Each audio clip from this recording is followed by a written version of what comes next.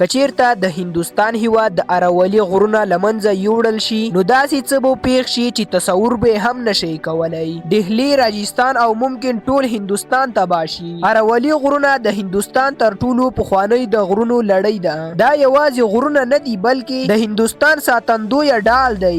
نو ځکه که اراولي لمنځه ولاړ شي نو راجستان به په بشپړ ډول سره په دښته بدل شي. په دهلی کې به زهري عبار د خلکو ساحو ته ورننوزي او بارانونه به د تل لپاره بند شي. آیا تاسو پوهیږئ چې اراولي غرونه د دښتو د خپرېدو مخنیوی کوي؟ که دا غرونه پاتې نشي نو د هندوستان د تخار دښته به تر ډهلي پورې ورسیږي. د اراولي غرونو له منځه تللو سره به د هوا تودوخه ډیره زیاته شي او دا به د حیواناتو او ځنګلونو له منځه تلو سبب هم شي. په غیر قانوني توګه کان کیندنه د اراولي غرونو د منځه تلو سبب کیږي. که د اراولي غرونه له منځه یوړل شي نو د ټولي دنیا لپاره خطر جوړولی شي. نو ځکه خو یې هند له اوسه ساتنه کوي.